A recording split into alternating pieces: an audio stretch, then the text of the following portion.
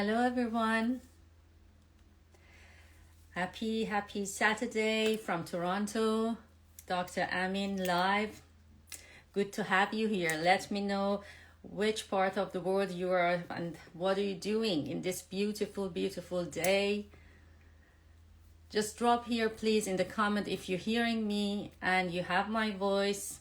So we're going live from Toronto today and talking about women's health and women's midlife aging, and we're going to invite Zora Benhamo to talk about all the hacks, the biohacks women can use in especially midlife to slow down or reverse aging. That's great. Thank you, Amy. Hi, Marilyn. Good to have you here. I'm so glad to see some familiar faces here. Okay, great. If you have any questions, you can, as always, drop it here in the comment or in a question bubble. And if we have chance, we are going to answer some of those questions. Great. Let me see if I can find Zora.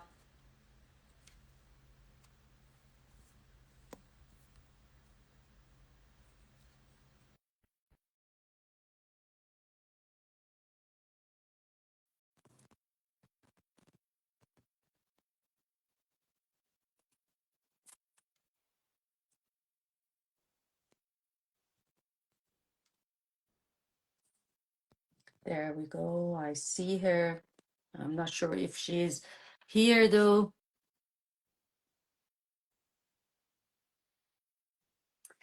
Let me know if you have any questions about women's health, menopause, hormones, lifestyle, and all those good stuff.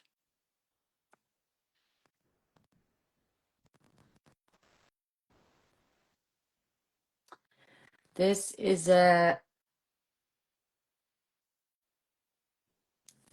Saturday. I know everyone's busy, and here in Toronto is long weekend. Hi, Zora.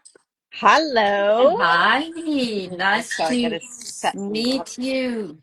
Nice to meet you too. I'm sorry I'm gonna be doing this outdoors, but No, setting the that's circadian good. rhythm. Why not? Oh, this seems a little dark. Let me see. There we go. Um, Beautiful. Where are you? I'm in Spain. Oh, Very hot here. But it's great. It's great. I'm loving it. Whoops. So sorry. that's okay. So All right. you're on holiday? I'm a nomad, so I'm in between everywhere in the world. Just happen to be Uh-huh. here next month. I'm going to Portugal, so next week. Great. Lovely to have you here. And we can't wait to hear you and all those lovely things about women's health. So we're talking about aging. And I was just telling everyone that aging is not all about gray hair or wrinkles.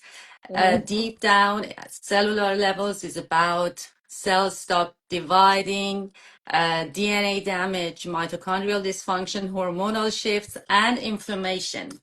hmm And women going through that dramatic shift with their hormones, they have accelerated aging. Yes. So this is a $1 million question that I always love to ask, and that's about menopause. What's your perspective on menopause, and do you think this is nature's gift or nature's mistake? Well, it depends on how you look at it. Either way, it's a natural part of life, which is okay. That's the way it is. There's very little that we can do. I always say menopause is inevitable, but suffering is optional. It's tends to accelerate aging. If you look at all of the Mm. any biomarker you have, you can see sometimes it goes a little faster. And so the question is, do you want to ride along with it, and that's fine, and you embrace it, and you can age. I don't want to say naturally, because naturally means that, well, it's natural to have increased heart disease. It's have natural to have increased risk for Alzheimer's. It's natural. All these things are natural, and it's natural to die. I mean, that's the way we are Mm-hmm. programmed. So it's okay. And we have a menu of choice and how we want to age, and or how we want to go through our menopause transition. So if you when you kind of think about, I hate the word natural, because in the end it is, all these things are natural, and because people try to put natural on a pedestal as if that's like the best thing. But if Mm-hmm. you become diabetic, it's actually not natural to take insulin, or it's not natural to have uh, heart surgery to try to save your life. It's we should be just dying with these diseases. But thank goodness we have modern medicine, and we don't have to do things naturally, and we can try to extend our lifespan and our health span. So menopause is a natural part of life, but how you want to go through this transition and live the rest of your life is up to you. We have choices, which is really, really great. And we can do a number of things, from free choices, free things, free options, to, let's call it, regenerative medicine, or try to turn back time if you'd like. Does that make sense? Mm-hmm. It makes very much sense. It is, especially nowadays, we treat infections, we treat cancer, women, human live longer. So it's important to talk about then quality of life. That's so Mm-hmm. important. Yes, exactly. And that's why we call health span. A lot of people may not know what health span is, but we know what lifespan is. That's the number of candles on your birthday cake, or the Mm-hmm. age you have on a driver's license. But the the health span is just the number of years that you live free of disease and full of vitality, or in good quality of life. And the way it is today, it's about 50 years old, more or less. We have a health span of that. And then after that, we tend to be on blood pressure medication and insulin for diabetes, or taking any kind of medication, and having some troubles, and in and out of the hospital for the next 30 years or so. So that's why we want to extend our health span and have a very short period of disease, and then die. But as it is, we're living in a disease state a little bit longer than we want to. Mm-hmm. Hmm. So what's the most overlooked biohack, especially for women, and menopause shift, in your opinion? Oh my goodness, it depends. It depends on what is the issue. Some people are Mm-hmm. concerned about osteoporosis. Some people are concerned about sarcopenia, the age-related muscle loss, because they're worried about frailty or falls and fractures. Some people are worried about cardiovascular disease. Some people are just worried about their weight and want to hack that. And so there's never like one hack. I always say it's just one. It depends on what you want. And I mean, I could pull out of a hat. Hormone replacement therapy is a fantastic hack. Not for everybody. Some people don't want to use it, or don't want to do it, or cannot for whatever reason, but it actually targets a lot of diseases of aging in terms of lowering our risk. There's never any guarantees, and sometimes I get a little frustrated, uh, when we see people talking about, oh, it protects you. Maybe, like, we know it lower the risk, but there's no guarantees. And I don't want people to think that hormone therapy is the magic bullet and it'll solve everything, and then they don't need to do the foundations in terms of the exercise, or the sleep, and the stress management, and the good food. And it's really important that whether you take hormones or you don't take hormones, that you do cover all of these bases, especially that foundation. So I would say through menopause, I mean, if you're really thinking about hot flashes, the number one proven most effective thing is hormone therapy. Mm-hmm. And if that's poor sleep and night sweats are stopping you from going to the gym and making healthy choices and preparing a good breakfast, well, this is an amazing hack, because on the top of that, it may lower your risk of osteoporosis and heart disease. So again, it just kind of boils down to what is the the thing that bothers you most or concerns you the most. And for some people, it's just, I want to sleep better tonight. And other people say, I don't want to have a heart attack when I'm 65. So, we can take a number of things to prevent or try to lower the risk of those problems. Mm-hmm. Yes, it is. Yeah. It is very, as you said, individual. It has to be personalized, and but so many different things we can address and work on to Mhm. reverse or slow down aging. What is your favorite hack through menopause?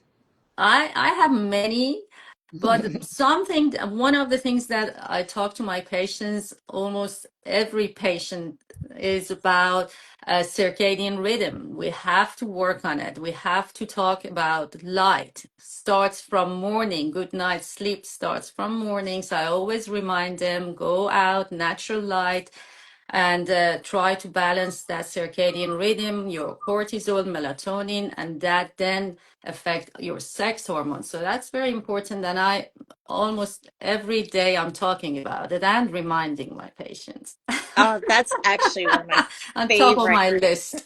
It is actually such a great hack because it's free, it's simple, it it it doesn't take a lot of effort to get outdoors at least in the morning if you can, Mhm, and that's mhm, setting the circadian rhythm. And this is why I'm spending time outdoors right now taking this live, because every time I go outdoors, it's just giving a signal to my brain that, okay, it's this time of day, or we're going to start creating melatonin soon. It's not right now. It's still quite light, but it is getting many signals. So I think that's a great hack to start with, and it's mhm. something that everyone can do. Yes. What about tracking? Do you track for hormone health? What are the trackers you use or recommend people, or do you recommend Mm, tracking? trackers. Yeah, again, it kind of boils down to what's irritating you Or the how most. to track your hormone health? Yeah, in terms of hormone health, I think as well. During the perimenopausal transition, it fluctuates so much. Hmm. And it doesn't mean that we shouldn't take blood work and check our hormones. It doesn't mean that we shouldn't do urine testing or whatever it is that I would say, whatever it is that your doctor likes to do. You do it because your doctor probably has seen a lot of women going through menopause and has their favorite way of testing and measuring. And so, but I would say, look at trends. Kind of anytime we have a track. I mean, I have an Apple Watch, I have a Oura Ring, and I have a body composition scale. And we know these things aren't perfectly accurate. And even there is a blood test, one snapshot in time in perimenopause, and sometimes in post-menopause. I understand also why doctors go, you know what, if you want to go hormone therapy, we don't really need it because you are definitely have, it's a good guess to guess that your hormones are pretty much flatlined. so Hmm. so don't waste your money. But if a woman wants to be tested, she wants to see, I still think a doctor should say, yeah, okay, let's do it. Let's make you happy. Let's, if you have the extra cash or insurance pays for it, fine. It'll give you peace of mind. But I think there are some things that I think are really should be tracked during this transition. The hormones can be, and if you suspect a hormone imbalance, and then a doctor usually would put it together with your symptoms and say, okay, we're going to look at this blood work. But I also like to look at thyroid hormone. I like to look at bone density and bone strength, not just the density, because evidently 70% of people who have osteoporotic fractures do not have osteoporosis, which blew my mind when I heard this. I thought, oh my goodness, well then why are we looking at bone mineral density? We should be looking at strength. And again, at least once do that. And if you don't have a history of osteoporosis in your family and your scans come out fine, move on to the next test. But we don't want these silent killers to be creeping up on us. And we call them silent because we don't feel our bones getting brittle. We don't feel plaque building up in the arteries. So I always also like to look at cardiovascular health, those blood markers there, and or even scans. And it again depends how deep you want to go. And if there's any concern, you can go really deep and give yourself peace of mind, or find out what's the problem and then attack it. But I always live my life as if I have every disease coming, so I might as well just do all that I can to optimize my health. And at least if something happens, me personally, I just go, well, I did everything I can. I'm out in the Mhm. sun and trying to eat as best as I can. I'm exercising. I'm managing my stress. What else can you do? But that's not everybody's ready to do that. But if you want to hack something, I really think it's important to look at those markers that are of most concern to you. The hormones are, again, it's one of those things. I think a real specialist will know which markers to look at. And again, you can always look at estradiol and progesterone, testosterone. And when you look at testosterone, for example, it's not just total testosterone. We need to look at free and bioavailable, maybe albumin, SHBG. There's so many other tests Mhm. that again, it's really, it's a lot of work to know what to do and how to do it. And again, everyone has the option to go as deep as they want.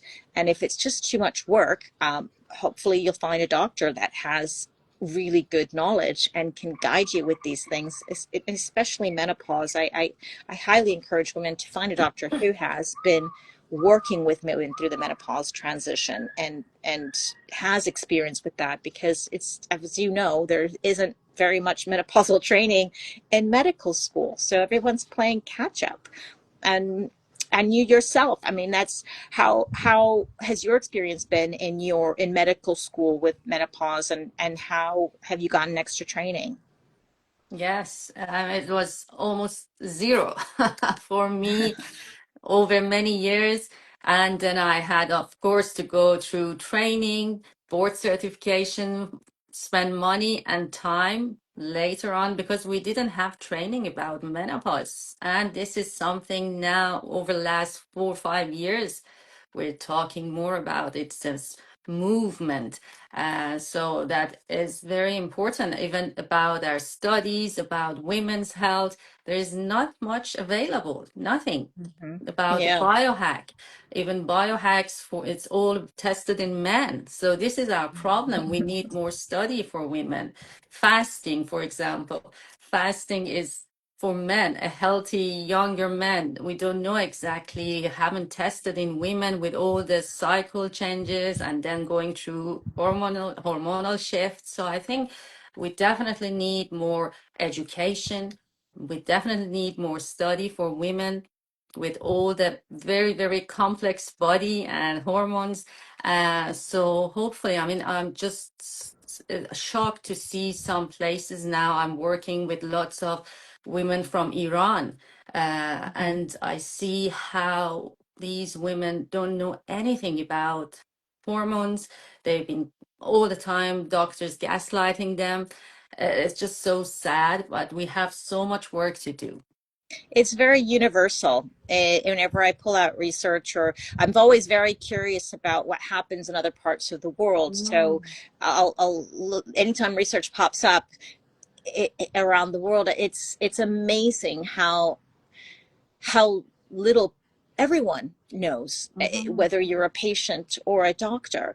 And like you said, there's so much catch up. And I don't know if you saw some of my reels, but I've interviewed over 200 women around the world. I literally stopped them in the street from Thailand to France to the US, and I asked them 5 questions about menopause. And it's quite universal in the sense that women are very much gaslit.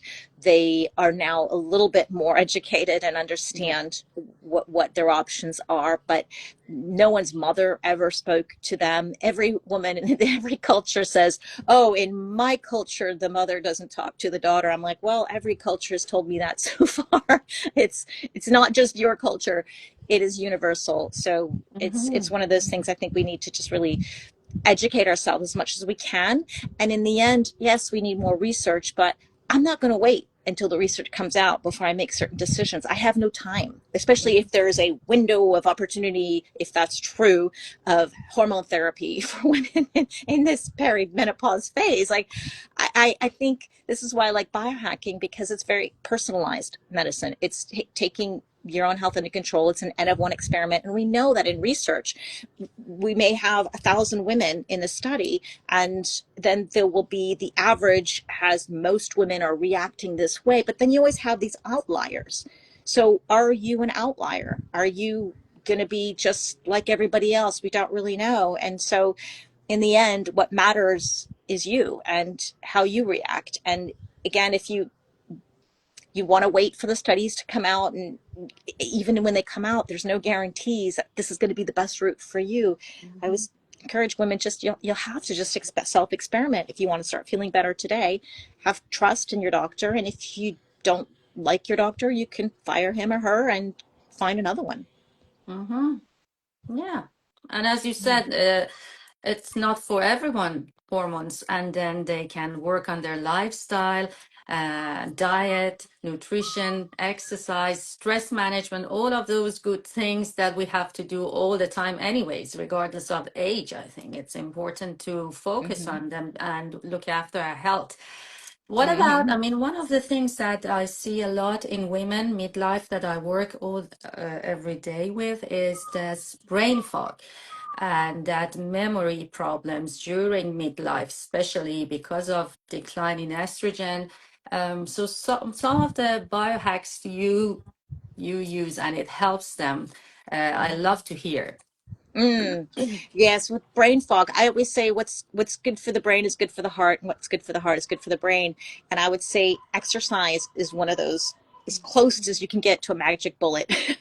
It brings circulation, it brings oxygen, it brings so much to the brain, and you do feel good. And when you think about neurotransmitters and you think about endorphins and those happy hormones that happen, and after exercise usually, because during exercise, if you're pushing yourself, some people really don't like it, but there are plenty of people, when you think about runners, I mean, they have their runner's high, and this is really really good for the brain. So definitely exercise is one of those major things. I went to the Buck Institute of Aging years ago, and I remember a talk we had on Alzheimer's, and there was somebody in the audience who asked, if there's just one thing, because there were many things we can do for brain health. There's one thing we can do to lower our risk of Alzheimer's. What is it? And the speaker said it's exercise. Mhm. Exercise at least 3 times a week, and it's the kind of exercise that gets your heart rate up, that gets you to a point where you're a little breathless. You can't. It's not like you can have a casual conversation. So we need to be getting that heart rate up, and so that will be very different for somebody who's in their 80s, and there's somebody who's in their 40s or 50s.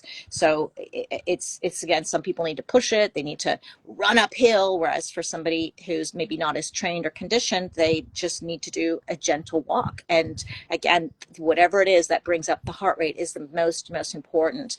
And then other things that I would say would be really good for your brain is, I mean, if you want to talk about super agers, do you know what super agers are? No. Super agers are the we all know at least one of these people, and they're usually somebody who's around in their 80s or older, who are sharp as a tack, that there's no delay in their speech, there is no hesitation, they can recall things quite easily. And these are the kind of people that tend to do the heavy lifting, but with their brain. So it's not just doing Sudoku or crossword Mhm. puzzles. It's the things that kind of make your brain hurt a little bit. So imagine you're learning a language and you're trying to recall that word because you just learned that new word, or you're doing advanced mathematics or something, learning an instrument, something that really needs a little bit extra push with your brain. And that's what these kinds of people are doing. They're lifelong learners. And in Mhm. gerontology, we always talk about lifelong learners as being one of the keys to aging well. And that's never sitting back and just think that you know everything. Yeah. You need to keep learning, whether it's cross stitching or a new language or a new instrument. I always like travel. I think travel is a really great thing for the brain Mhm. because you're getting in different patterns. You're not in your own environment. You are uncomfortable. And it's that discomfort, just like the discomfort you get if you're lifting a heavy weight and you're tearing those little muscle fibers. That's where we find the growth. And the same thing with the brain. It's a muscle that needs to be exercised. So I would say those kind of activities plus a bit of exercise are the big levers. And of course, you can talk about supplements, you can talk about all these food and all the other things that are important for your brain. But I think if you had to choose two, those are the big levers. Great. That is amazing. So two things that don't forget everyone here, exercise and learning new skills for your Mm-hmm. brain health. That's Yeah. that's great. Yeah. Yes. Don't be What afraid. about what about for muscles? So we keep hearing about muscles, and this is the currency to youth. We want to keep them, preserve them, and we know that we lose muscle as we age. That is part of aging process. But to prevent falls, stay independent, looking after our bones, we need the muscles. Um, so exercise, what type of exercise, and talking a little bit about other things that help to keep our muscles. Mm.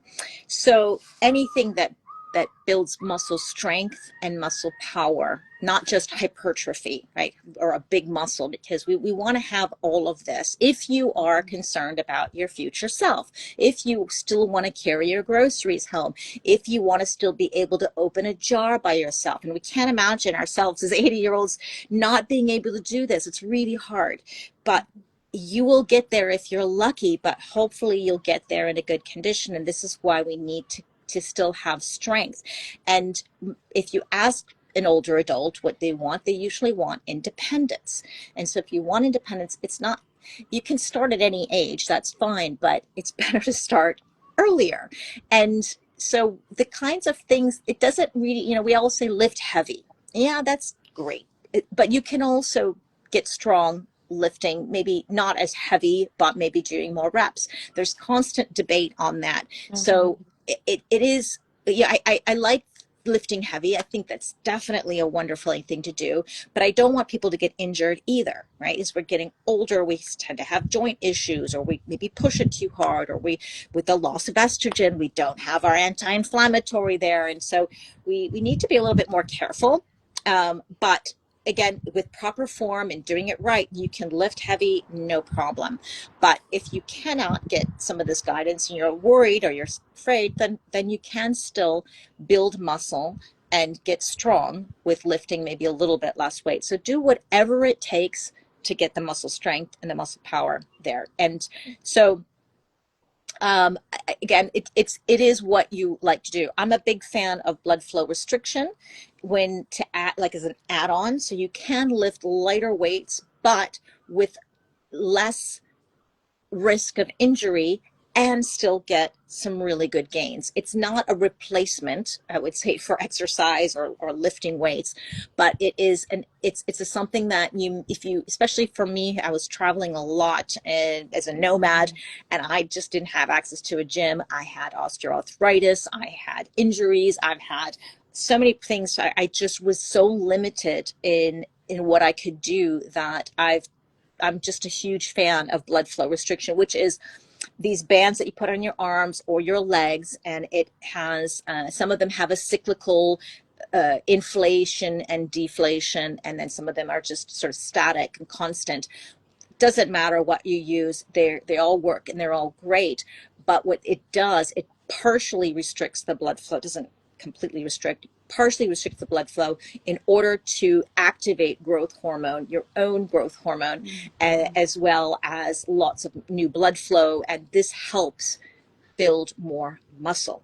And there's lots of research on this. You can go to PubMed and just search for blood flow restriction. You find so much great research, and it's very often done with people who have limitations or just had surgery and they don't want to lose the muscle mass, and it's incredible what these things do. So I would say that's a wonderful biohack to add on to an already healthy exercise routine.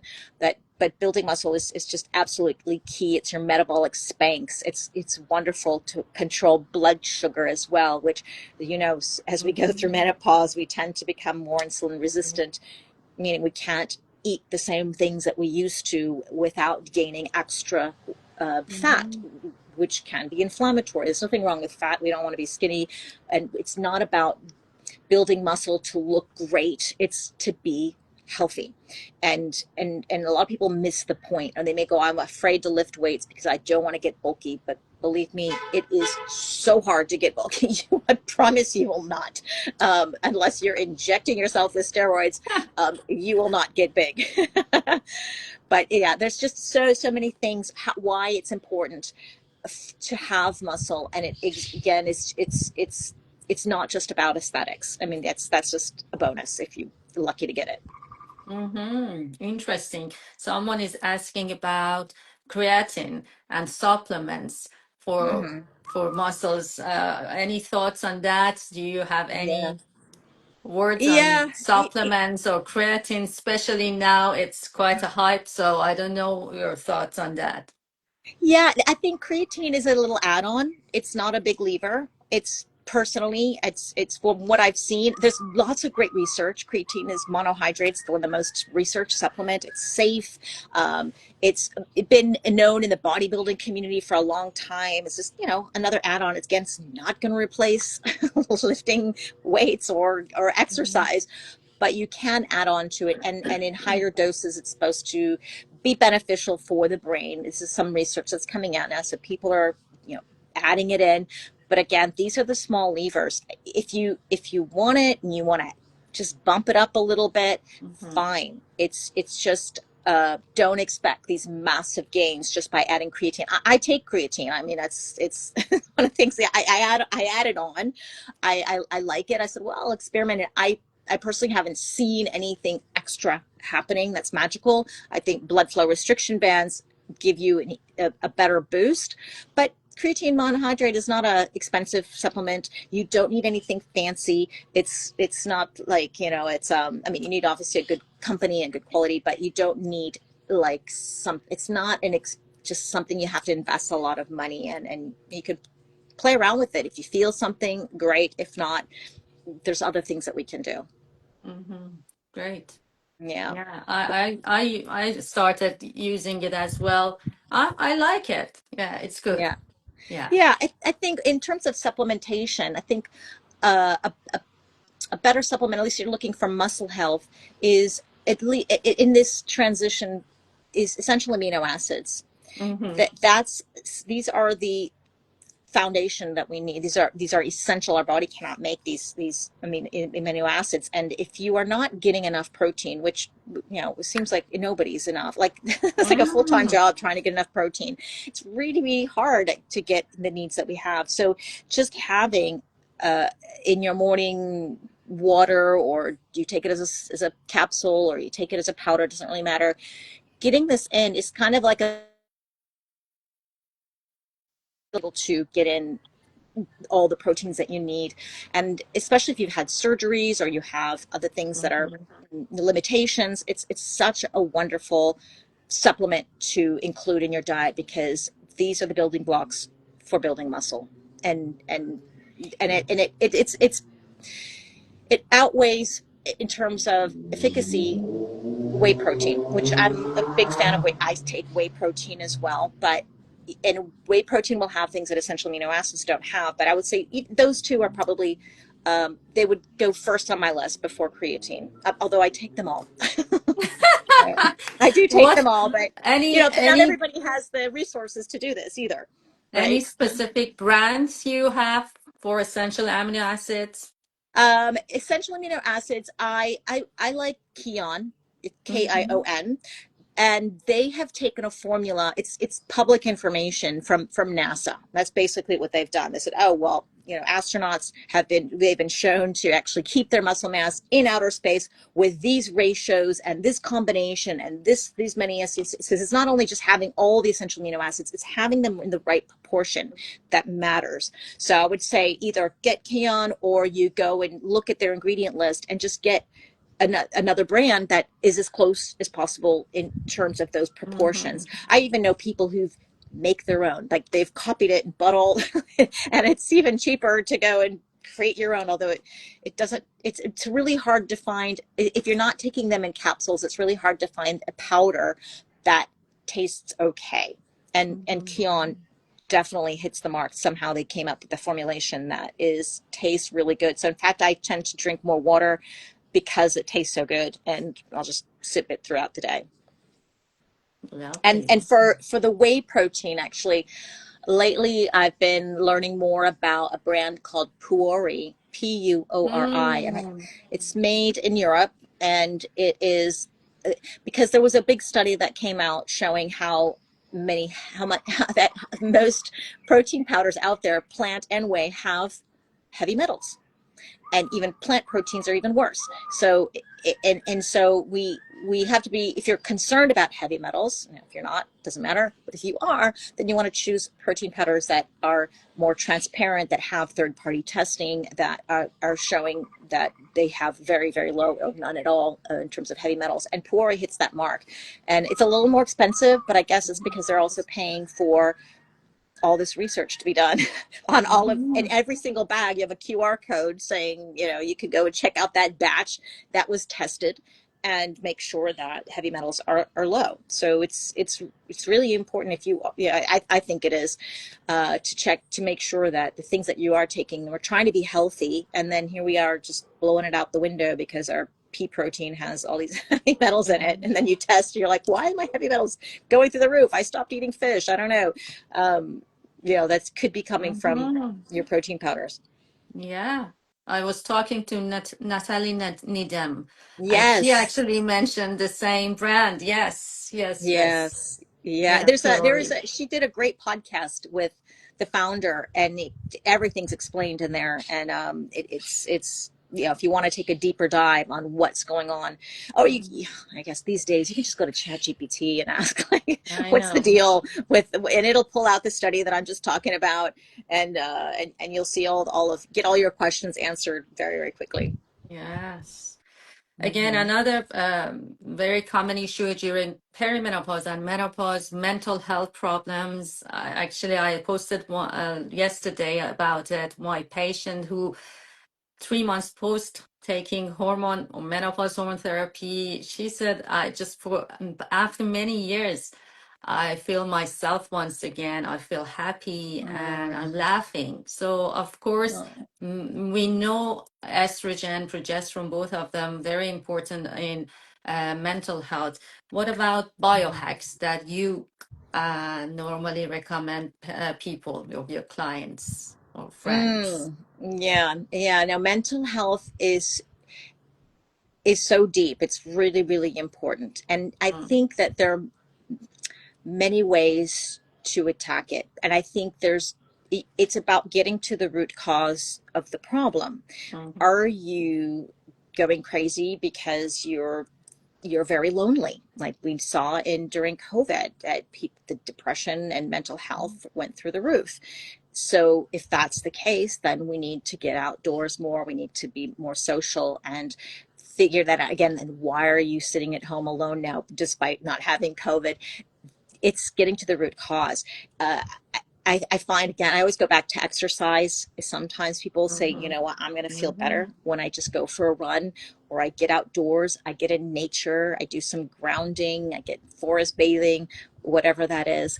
Some people prefer psychedelics, like that helps them with their mental health. And we've done some great podcasts on psilocybin, and how, mm, if there's a great book, actually, was it Michael Pollan, I think, he wrote this fabulous book on what happens in the brain when you are using medical medically guided mushrooms. It's not, don't go and, to retreat and expect miracles to happen with, it's, we don't know what you're getting. But I think when it comes to mental health, we need to get to the source of the problem. So I don't want to give a general blanket statement, because I may say go and do exercise, and somebody's just like, how in the world am I cannot mm, even get out of bed. Like, don't expect me to get to do some exercise. So and some people, I have spoken to some people who've had major depression, and they just said, I said, how did you even get out? Because they said exercise saved their life. And I goes, how did you get out of bed? And they're like, well, I just literally had to force myself. And Not everybody's ready to do that. So, but we do know that it's the low hanging fruit for women in menopause. If you are feeling I don't want to say depressed, because there's clinical depression, there's feeling depressed, there's anxiety, and there's just feeling a little low. Like there's a whole spectrum there. But we know with the loss of our hormones, especially it's progesterone, that has a major impact on our mental health. So get your hormones sorted out. Like you can get them tested, you can see the menopause doctor, can see you, and if that's the solution, wow, how easy is that? Like just getting a little bit of progesterone in your life may change everything for you. And then if that doesn't work, then you can go on to the next layer. And that's for me kind of the foundation. It's again a foundation Mhm. of of mental health is also to get your hormones balanced out, because there's hormones, as you know, whether it's puberty, pregnancy, or menopause, our Mhm. brain isn't functioning the way it usually does. And any woman Mhm. who's gone through any of those knows what I'm talking about. Yeah, it's I mean, I've seen it. I've seen Yeah, people who dramatically change with mental health in perimenopause and menopause, and yeah. so we can easily treat that. And it's just knowing the right person, seeing the right person, and get the right treatment. How many patients of yours do you think are getting relief in terms of mental health or depression, anxiety, mood with hormones? And how many have you said we've tried and it's just not working, or that's not the root cause, it may be something else? I say easily 90%, 90% of my patients who one of the major symptoms was mental health and foggy brain.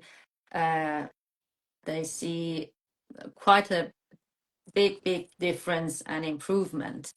Mm-hmm. But then we have many women who are so hesitant still this day and age with all the education and social media to start taking hormones because of fear of cancer, breast cancer. So this is the major problem I think we have to still deal with and work on. What blows my mind sometimes when women are scared of hormones and breast cancer, let's say, I don't think they understand the real drivers of cancer in general. And Hmm. we know it's a multifaceted approach. I mean, there's many reasons why people may get cancer. We don't know exactly the why, but we do know that that alcohol increases the risk of cancer, that we know that obesity increases the risk of cancer, and all cause mortality for that matter, smoking. So why aren't we worried about those things? Why aren't we worried about our metabolic health or what we're putting in our mouths? We're so worried on something that's insignificant, if at all. Hmm. and and depending which study you look at, actually lowers the risk of breast cancer. It doesn't make any sense to me. And then when you ask a patient, have you taken birth control? Oh yeah, for 10 years, 20 years. You're like, but I wait a second. know. That did the doctor not talk to you about the increased risks there? And yeah, but they just dismissed it, and they didn't even think about it. And then what? Why are you worried about hormone therapy for menopause when the dosages are so much smaller, and you're talking Hmm. probably about bioidentical hormones and not the synthetic stuff that you had in birth control? I think people just need to have things put into proportion, and become aware of some of the real drivers that Hmm. are killing us. Yeah, that's absolutely. Um, and one last question is about melatonin. Someone asked about melatonin earlier. Mm. What are your thoughts about it? We know that this hormone is so important, and as we age, it goes down, the production goes down, and does so many functions in our body. You're right. I think everyone needs to bone up on melatonin. It's more than just sleep. It's an amazing antioxidant, Hmm. and we shouldn't be afraid of it. I think we grew up with, oh, if you do have to take melatonin, just take it for a short term, and Mhm. you don't want to get on it. It stops your own melatonin production. There's so much to learn about melatonin, but melatonin is one of the things I would say it's almost a foundation supplement in terms of getting a very small dosage. I did a great episode on the podcast with Dr. Deanne Minnick all about melatonin, and she actually prefers herbal melatonin. She says 99% of the stuff we buy in the pharmacy is actually synthetic, but we can get a melatonin made from plants called herbatonin. And that just blew my mind. And she recommended, I think it was zero point 0.3 milligrams, everyone, just as a standard dose, like just to keep yourself going Mhm. on a good dosage, as you would with, I don't know, omegas or whatever vitamin D that you're taking as well. So I think it is a fabulous antioxidant. We know that. I'm not up on the research on the high dosages of melatonin being Mhm. used for cancer patients, but I know that's what they do, and so it must be something very, very powerful about it. And it is an antioxidant that I use in high dosages when I get an X-ray of some kind, or if I had to get a mammogram or a DEXA scan, wherever you go. And this was a protocol that was given to me by Dr. Jen Simmons, who is a breast surgeon, and she's Yes. just knows a lot about breast cancer. And she put together, it's vitamin D and D3K2 plus melatonin and um, vitamin C, and in the dosages that she has for the melatonin, it was, I think it was 100 milligrams more or less, which is crazy high Wow. doses when you think about people taking melatonin to go to sleep is zero point 0.5. So when I first took it, I was so scared. I was like, I don't know, like I'm gonna pass out. Should I drive? And she says, I promise you, you will not be. If you want to do a test, run, you can do it the day before when you're not driving to the hospital. But she was absolutely right. I went on 100 milligrams and nothing didn't even phase me. I completely forgot actually that I took 100 milligrams, and you repeat this over the course, I think, of 5 days. But it was just to offset radiation. Now I didn't find any supporting research on this, but Mhm. I think she put it together as just theoretically it makes sense as an antioxidant when you think about damage that's being done because of radiation and all that. And I Mhm. said, you know what? Okay, it's a short term. I'm going to try it. Who knows? And I just do it. But it definitely, yeah, it didn't make me sleep. And I tried it with my daughter as well when she got an X-ray on her teeth, and she didn't feel anything either. And she's much smaller than me, so although she's an adult, she's a 24-year-old. Ah, that's Yeah, very interesting. High yeah, dose 100 milligrams. I never heard of yes. it. Yes. Mm-hmm. So I was able to find 20 milligram capsules because I wasn't sure if I could find, because usually, you find this Yes. in, zero point 0.3 or 1 milligram maybe Mm-hmm. dosages. But yeah, there's stuff out there that is that you should be able to find something. Mm-hmm. Yeah. What was the highest dose that you've taken? I think the highest is 2 or 3 milligrams, and that's Mm, for when I travel. mm. Do you feel Mm-hmm. it? Does it work for you? It did. It was amazing for jet lag. It worked for me. Mm. It I think, really.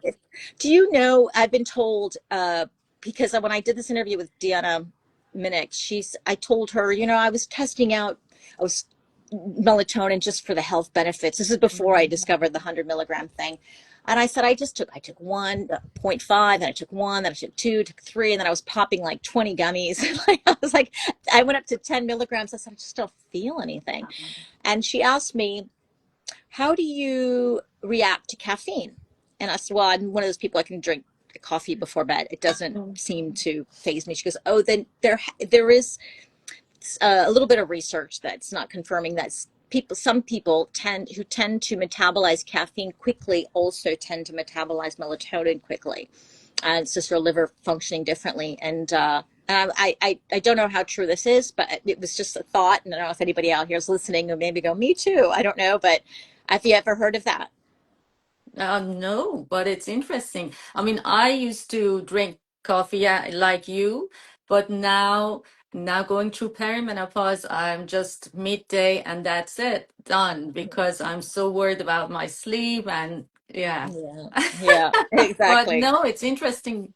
Yeah, I talked to Deanna too. She's amazing, and her studies and all the research and talks is very good. I love it. Yeah. Oh, she's okay. Well, we have to get her on again. She's so knowledgeable. She's so knowledgeable about Yes. everything. But it was the first time I did an episode just solely on melatonin. She blew my mind in terms of all the other functions that it does. So Someone it's is saying about breast cancer and linked to melatonin. I not heard ever about that. I don't know if you ever had. they'll the I would say if I don't know the research, but I would say if you're low in melatonin, just like you're low in a lot of things, that you are at risk of certain diseases of aging. But is it a matter of topping it up? Maybe. I don't know. It depends on what the molecule is.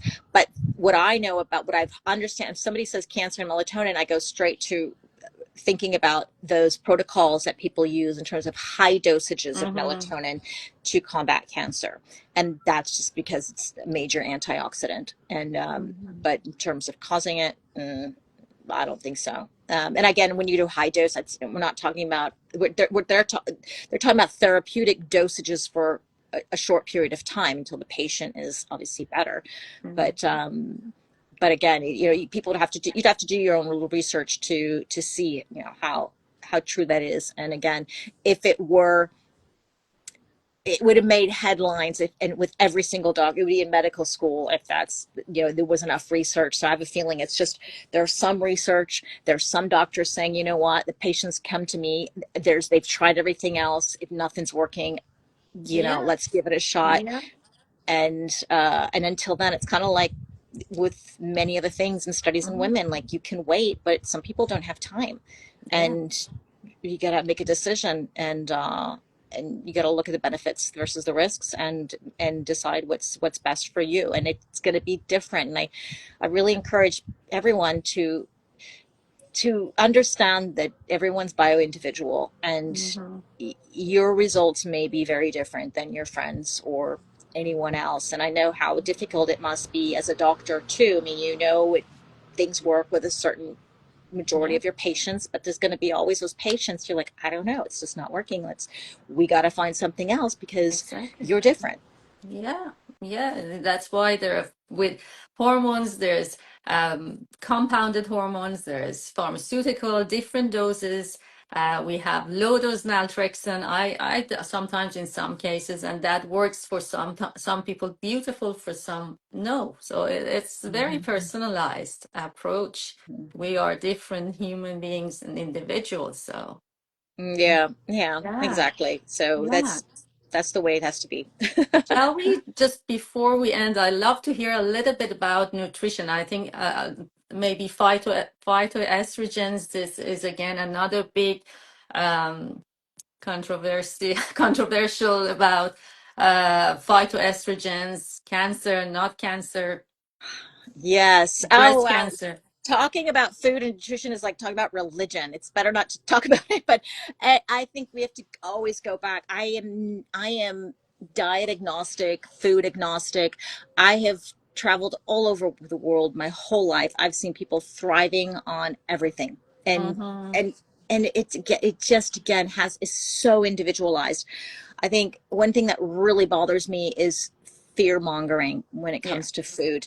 We cannot say across the board, soy is bad and is bad for everybody. Like, Mm-hmm. no, sorry, that's not the way it works. And I'm going to be interviewing Dr. William Lee, who wrote the book, What to Eat to Beat Cancer. Yeah. And he says number one food to prevent cancer is soy. Like, okay, well, it goes against everybody who says there's lectins and that it's bad for you, and there's GMOs, and we have to take things with a grain of salt. And I'm not saying everybody should eat soy. I don't know. Like, if your body reacts bad on soy, don't eat it. Like, I don't care what people say. Yeah. You have to do your own experiment. You try to buy high quality foods. I'm more about getting a good quality, whatever that Yeah. may be, whether it's a, Not to have ultra processed food yeah, and full yeah, stop. So and if you do, sometimes we travel and sometimes we're yeah, stuck in a situation and we're going yeah, to have to eat the ultra processed food. It's not exactly. what you do on a daily, and a once in a while, it's what you do most of the Yeah. time that I think Yeah. really counts. And when we worry about it, like, oh my Mm, God, we're going to do this and eat it. Like, I think sometimes the thoughts in your head when you're putting that food in your mouth is even worse than the actual food that goes in your mouth. So, like, you have to let it go unless you have celiac and you know you shouldn't be mhm, eating gluten because it really is going to kill you, right? So you don't want to, like, we're not talking about extremes here. We when it comes to phytoestrogens, at least the women in my community who I've been speaking to, I have seen women, not everyone, who actually do really well with soy milk in their coffee or mm, eating some edamame, or they're not eating tofu burgers and tofu pizzas or whatever is out there. They are actually eating the whole bean or the actual milk in their coffee, and they say that helps with their hot flashes or night sweats. And so they're finding benefit. Other women say, I feel nothing. So some people are just ultra sensitive. And again, it goes back, if you're ultra sensitive and you are not feeling good on that, don't eat it. Flax mhm, seeds, soybeans. It's one of those things. I personally do eat those things. I feel fine with them. It's not, again, something. It's a, well, flax seeds actually I am trying to incorporate on a daily basis. I follow Dr.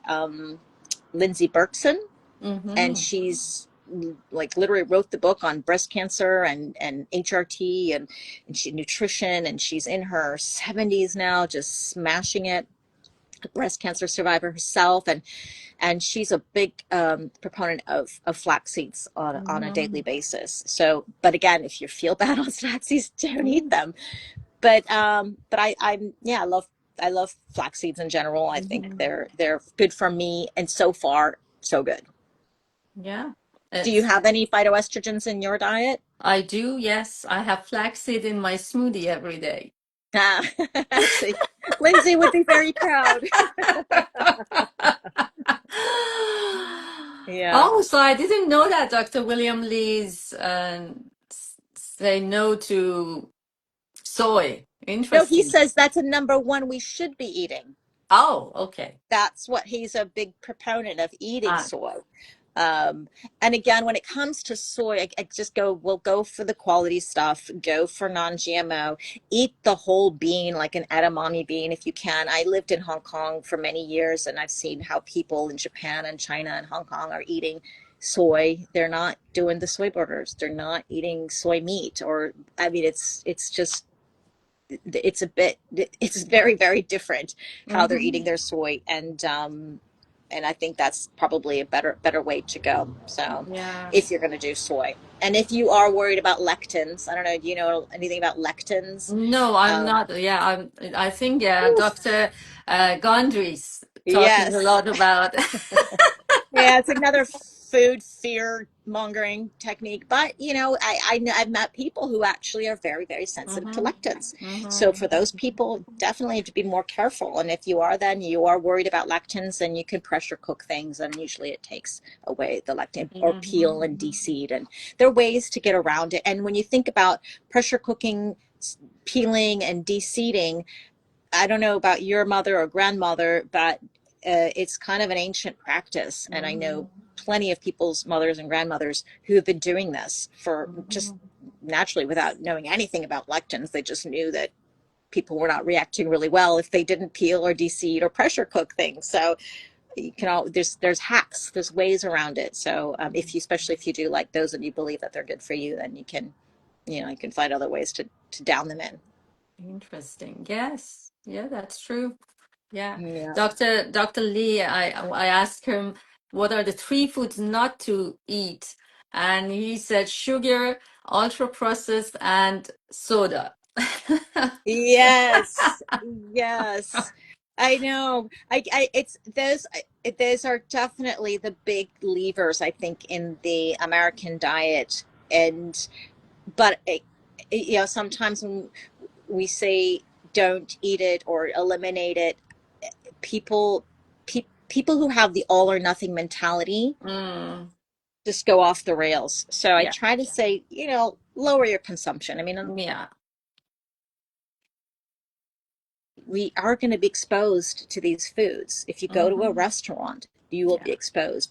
And again, if you have this panic that you're Mm-hmm. eating, there's sugar in the soy sauce, I mean, or in their salad dressing, or there's who knows what sauce they put on your steak or whatever, then again, you're not enjoying your food. You're raising your cortisol and other stress Yeah. hormones that are probably not Yeah. necessary. It could be doing more Mm-hmm. damage. So Exactly. again, unless you have a real allergy or real issue with it, I wouldn't panic so much. just Mm-hmm. just try to lower them from your diet, and see what happens. I mean, you can Yeah. do an elimination for a week or 2 weeks or 3 weeks and see how your body reacts, because Mm-hmm. sometimes people who have major sugar cravings, they want to just rip the band-aid out, and they will do an elimination diet, and they will see, like, wow, the sugar cravings are gone in a week. Or everybody's a little bit different. You can, these are all experiments. This is all biohacking is all Mm-hmm. about. You can decide what you want to do. But when you do these experiments, I always say, just go with an open mind. Just see, out of curiosity, see what happens. And maybe your experiment turns out the way you expected, and sometimes not, and that's okay. You just move on to the next one. So one last question. What is that now you're experimenting? What biohack? Oh, I just trying to, yeah, I'm always experimenting with something. And I just finished the 2 week glucose sugar, the monitor, wearing a CGM, Mm-hmm. which is Mm-hmm. such a great way to experiment with food and Mm-hmm. exercise and sleep, and see how these things impact your blood sugar levels, because we Mm-hmm. know blood sugar is a major marker of longevity. We want to Mm-hmm. keep those sugar levels healthy. And when you do an experiment like this, it's one of the best experiments. If anybody doesn't know, it's a little thing, a little device that's the size of a quarter, or maybe even smaller now with the newer devices. Has a little needle in it. I promise you, it doesn't hurt. You put it in the back of your arm, and then you get readings on your telephone of how your blood sugar rises when you eat grapes, for example. Some people it goes to the roof, and some people it goes high, and then you see how it reacts. And maybe you versus your partner who lives with you, maybe eating exactly the same thing, may react completely different because they have a different microbiome, or maybe they did exercise after their meal, or who knows what. But we can see how the impact of food is on us, and then we can decide, oh, I probably shouldn't eat that at all anymore, or I really like it. How can I offset the damage? And you Mm-hmm. can offset it with a supplement like berberine, or you can try apple cider vinegar, or you can go exercise after your meal, or do a bunch of air squats, 10 air squats, and see how that impacts you. It's Mm-hmm. an endless experimentation for 2 weeks. And I always learn something. I do this all the time. And every time I do it, I learn something new, and about my body. And I think sometimes the body changes, even though you're like, Yeah. oh, well, I used to react differently, and now I'm working this way. It's a beautiful Mm-hmm. experiment that I think everybody should do at least once in their life. Anything surprised you on that 2 weeks Um, tracking? the one thing that surprised me, I, I I knew watermelon would raise my blood sugar level, Mm-hmm. but I didn't think it would raise it that much. But I was Mm-hmm. also experimenting with it on an empty stomach. But when I went for a walk, for like a 20-minute walk, it was so smooth. It was so much smoother with that 20-minute walk. And I tried again that all the hacks. The one hack that for me worked the best was some kind of movement after a high glucose meal. Like if I ate, Mm-hmm. things that wouldn't necessarily raise your blood sugar, I don't need to go for a walk. But if Yeah. I did, every time, the impact, of course the berberine worked, or of course the apple cider vinegar worked, or the eating of vegetables before your meal, but it didn't have the same impact as exercise or movement did. And again, it doesn't have to be a 20-minute walk. Even doing uh, 20 air squats had a, Mm-hmm. a major impact. So you may go, I don't have time to go for a 20-minute walk. Well, you can do 20 air squats, see what happens. I mean, again, maybe for me it's 20 and for you it's 10, or maybe it's 50, or who knows. That's why you do your own experiment, and you just discover a lot of things about yourself. Exactly. That's the beauty. Yeah. Have you done one of these experiments? Yes, yes, I did it about couple of years ago. I have to do it again because, as you said, body changes and we change. So Mhm. but it's very good. It's educational and experiment, and you know your body better, so it's good to know. The one thing that surprises, so I lead this with a group of people, and the last time I led it was with a group in our Biohacking Menopause membership group, and they're all Hmm. women. And the one thing that surprises everybody every time is when they see the impact of stress on their blood sugar, because they say, I swear to God, I didn't eat anything. I didn't put anything in my mouth, but my blood sugar went so high because I don't know, I was rushing to pick up my kids at school, or I was having an argument with my partner, or whatever it is. And when you see that blood sugar rise and fall that has nothing to do with food, it surprises everybody. Yeah, that's the Yeah. cortisol. Yeah. Yeah. Stress, number one killer. I always say we have to work on that stress every day. There Mhm. is no excuse. No excuse. Exactly. Exactly. Do what makes you happy. Try to find happiness as well in your life, and then be around people you love and who support you. These are major hacks Hmm. that sometimes we forget, and that's just been proven by the Harvard study of adult development. It's like, it has is having those strong positive relationships around you are just golden. Yeah, Offset everything else. yeah. Zora, it was lovely having you here, chatting with you. It was great. Oh, thank you so much. I have so much fun talking with you, and you obviously look fabulous, and whatever you're doing Thank is you. working, and I definitely would recommend you to anyone because you're Oh, you are thank doing the you. work. So thank you for all the work Thanks. that you It was do. lovely. It was great. And everyone, thanks for being here. Long weekend, Saturday, and hopefully see you soon again. Thank you. Take Have a care. lovely weekend. Take care. You Bye bye. too. Have Bye fun. bye. Bye.